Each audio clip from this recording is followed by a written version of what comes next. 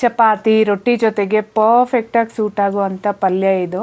ಒಳ್ಳೆ ಪ್ರೋಟೀನ್ ಇರೋವಂಥ ಈ ಅಲಸಂದೆ ಕಾಳು ಹಾಗೆ ಸಬ್ಬಸಿಗೆ ಸೊಪ್ಪು ಹಾಕಿರೋವಂಥ ಪಲ್ಯ ಮಾಡೋದಕ್ಕೆ ಮೊದಲಿಗೆ ನೈಟೆಲ್ಲ ನೆನೆಸಿಟ್ಟಿರೋ ಅಂಥ ಅಲಸಂದೆ ಕಾಳನ್ನ ಒಂದು ಕುಕ್ಕರ್ಗೆ ಹಾಕ್ಕೊಂಡು ರುಚಿಗೆ ಬೇಕಾಗಿರೋಷ್ಟು ಉಪ್ಪು ಹಾಗೆಯೇ ಕಾಳು ಮುಳುಗೋಷ್ಟು ಮಾತ್ರ ನೀರನ್ನ ಹಾಕ್ಕೊಂಡು ಒಂದು ವಿಷಲ್ ಕೂಗಿಸ್ಕೊಂಡ್ರೆ ಸಾಕು.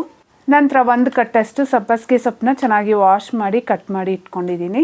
ಈಗ ಮಿಕ್ಸರ್ ಜಾರಿಗೆ ಖಾರಕ್ಕೆ ತಕ್ಕಂಗೆ ಹಸಿಮೆಣಸಿನ್ಕಾಯಿ, ಅರ್ಧ ಗಡ್ಡೆ ಬೆಳ್ಳುಳ್ಳಿ, 1 ಸ್ಪೂನಷ್ಟು ಜೀರಿಗೆ ಹಾಗೆ ಕೊತ್ತಂಬರಿ ಸೊಪ್ಪನ್ನ ಹಾಕಿ ರುಬ್ಬಿಟ್ಕೋಬೇಕು.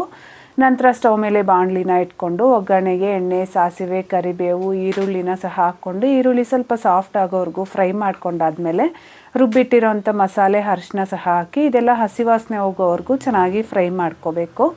ನಂತರ ಕಟ್ ಮಾಡಿಟ್ಟಿರೋಂಥ ಸೊಪ್ಪು, ರುಚಿಗೆ ಬೇಕಾಗಿರೋಷ್ಟು ಉಪ್ಪನ್ನ ಸಹ ಹಾಕ್ಕೊಂಡು ಈ ಸೊಪ್ಪೆಲ್ಲ ಚೆನ್ನಾಗಿ ಸಾಫ್ಟಾಗಿ ಬೇಯೋವರೆಗೂ ಚೆನ್ನಾಗಿ ಬೇಯಿಸ್ಕೊಂಡಾದ್ಮೇಲೆ ಬೇಯಿಸಿಟ್ಟಿದ್ದಂಥ ಅಲಸಂದೆ ಕಾಳು ಹಾಗೆ ಕಾಯಿ ತುರಿನ ಹಾಕಿ ಚೆನ್ನಾಗಿ ಮಿಕ್ಸ್ ಮಾಡ್ಕೊಂಡ್ರೆ ಆಯಿತು.